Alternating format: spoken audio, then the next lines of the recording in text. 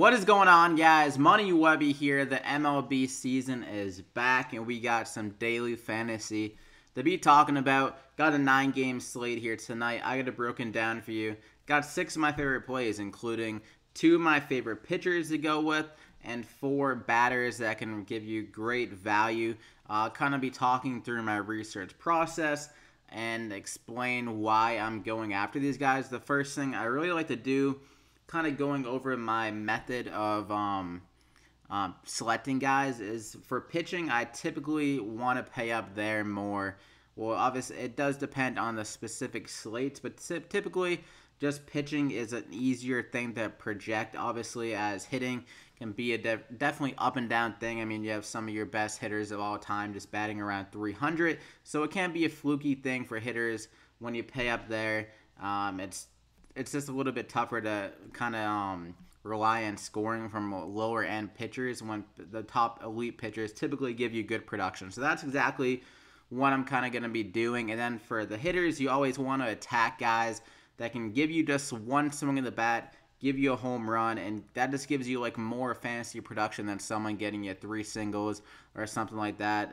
So you want to go after the home run and power upside, and you want to go after guys that can get stolen bases, which is 5 points as well. So that's a little bit of a brief summary to get you going if you happen to be new here or haven't really had any experience with MLB. But before we get going, if you could drop a like in the video, it really means a lot. Let's try to get over 100 likes on this one. And if you aren't subscribed to the channel and you want to continue to watch videos like this to help you out with DraftKings, MLB DFS, definitely subscribe and hit the bell icon after you do so to get alerted every time I upload. So let's hop right into it. I'm going to go with Justin Verlander. I'm going to pay up for him. At the top here, you're getting a very consistent guy. He typically gives you over 20 to 30 DraftKings points, as you saw last year, averaged 25.5 DK points. And he's going against a good lineup here for just pitching kind of production, going against Tampa Bay. Nothing to really be scared about. And Verlander was one of the best strikeout pitchers in baseball last year with a 34.8% clip. You always want to attack or choose kind of pitchers that can get you a lot of strikeouts. That's really how you get your floor and your high ceiling with the pitchers. So really elite strikeout rate, and the Tampa Bay Rays are only implied 3.1 runs according to Vegas. So Vegas isn't expecting them scoring many runs at all against Verlander, and we got a great pitching park here and Tampa Bay. So everything lines up for another great outing from him. Definitely has 30+ upside. So I'm going to go ahead and lock him in there as my first pitcher. Then I'm going to go with Ryu here, another good strikeout pitcher. Last year had a 27.5% K rate, so another guy above average strikeout ability, and he was very dominant at home last year. In the 10 starts at home, he had a 1.02 ERA, 206 batting average against, and 25.3 DraftKings points in average, compared to a completely flip-flop on the road of around 5 ERA, all the way up to a 278 batting average and just 10 DraftKings points in average. So really good stuff at home. And going against Arizona, this is a completely different Arizona lineup. They lost some really good hitters, specifically against left-handed pitchers and Paul Goldschmidt, AJ Pollock, and just guys like that. So this Arizona team is just really a completely different team. One of the worst lineups, I would say, currently in baseball. So I think Ryu can get it done against them, get a good amount of strikeouts at home here. And Arizona, another team that's not implied many runs at all, and the Dodgers could easily give them a W. That's another thing you want with pitching. You want guys that have a good shot of getting the win, and I think Ryu can definitely get it here on a good Dodgers team. So I'm going to go ahead and lock him in there as my second guy. So there's your 2 pitchers, Verlander and Ryu. And for my first hitter, really good upside and ability for Javier Baez here at 4,800, going against a lefty, a hitter that has a lot of production against lefty, coming off a very good year last year. I mean, he had 34 home runs, 112 RBIs behind some guys like Anthony Rizzo and Chris Bryant that he can easily knock in here tonight against lefty and Mike Minor. And his ISO was a 269 against lefties. So that's very good power. It kind of shows you his power upside. And they have the highest implied run total on the slate of 4.9 runs. So Vegas is expecting the Cubs to get it done. It is a park upgrade going to Texas as well. With it's a good ballpark to hit in, one of the best, and it has some good hitting conditions expected for this game. It's going to be pretty hot, pretty humid, and some good quality air to hit the ball and let it travel a little bit farther. So at 4,800, I think he's just a little bit of better value compared to a guy like Chris Bryant. I mean, obviously a stack would work with the Cubs, but I prefer the price tag of 4,800 for a guy that can easily go deep and just give you that kind of production with one swing of the bat. So I'm going to go ahead and lock him in there as my first guy. Then I'm going to go with Reyes here on San Diego. This is a really good spot for him at 3,700. I wouldn't say really good actually, but just value-wise for his upside, he can give us a really good production at 3,700. So he's going against Bumgarner.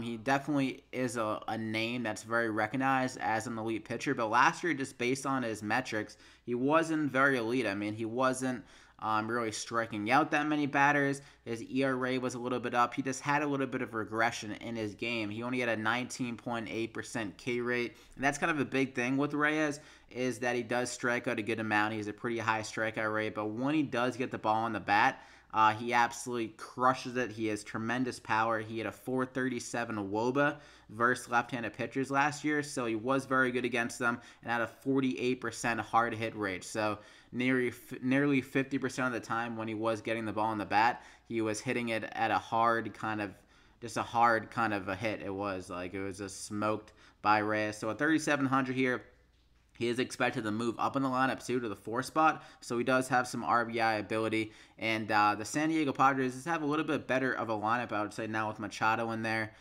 Reyes up there, Will Myers healthy now, and also they got that guy called up. I think his name is Tatras, whatever, the rookie for San Diego. He should be expected to be pretty good. So at 3,700, I'm going to go ahead and lock in Reyes there as my second guy. Really good power upside. And for my third guy, another guy similar here, really attacking the lefty pitchers here tonight. But Soler at 3,600 here. He had a really good year last year, but he did end up getting hurt towards the mid or upper half of the season. Like, he had a scorching hot start to the year, 9 home runs. I think he was, honestly one of the best hitters in baseball power-wise at the beginning of last year. And against lefties, that was where he was doing most of his damage. He had 333 ISO against lefties and a 50% hard hit rate against them. Going against a lefty here tonight in Rodon. It should be a good spot for him. Kansas City implied around 4.3 runs.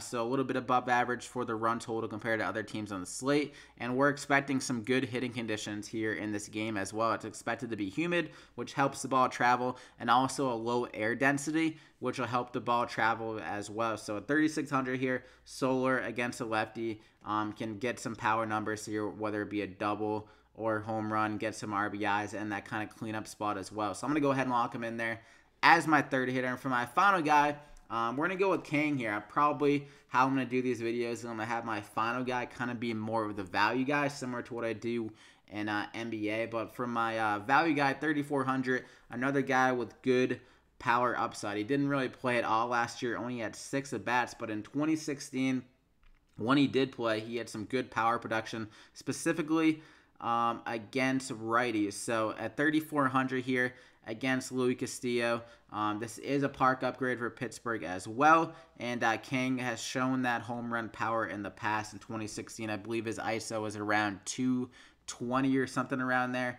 Pretty good power, and at 3,400 for a guy with home run upside, that is a really good price. And like I said, it's a big park upgrade going from Pittsburgh to Cincinnati. And Castillo wasn't very good last year. He did give up a good amount of power. So for a starting pitcher on opening day, it is good to take advantage of those kind of better hitting matchups compared to the kind of there's more elite pitchers, I would say, in the slate, but Castillo is definitely one of those guys that showed kind of weakness in his pitching last year. So Kang, 3,400. I'm going to go ahead and lock him in there as my final guy. So that's the money 6. You got Justin Verlander, Ryu, Kang, Javier Baez, Reyes, and Soler. I'm not sure if I'm saying his name right, but really good power upside across the board. really what I'm attacking on the slate. So all of these guys have the ability to hit home runs and some really good strikeout upside for Verlander and Ryu. So I hope you enjoyed it. Slap a like if you did. Like I said, over 100 likes would be great. Thank you. And subscribe to the channel if you haven't already so you don't miss out on these videos. So you can follow me on Twitter at MoneyWebby if I have to update any plays on Twitter or anything like that. But it will be a little bit easier for MLB. There's not as many obvious like late scratches and NBA injury reports. You got to sit around all day. So we got some clear-cut kind of information for the MLB, which is great. So good luck here on the slate of this not tipping off, but starting at 4 p.m. On Thursday. So definitely get in your lineups a little bit earlier if you plan to play. But good luck, and we'll see you back here again next time. Enjoy opening day, guys.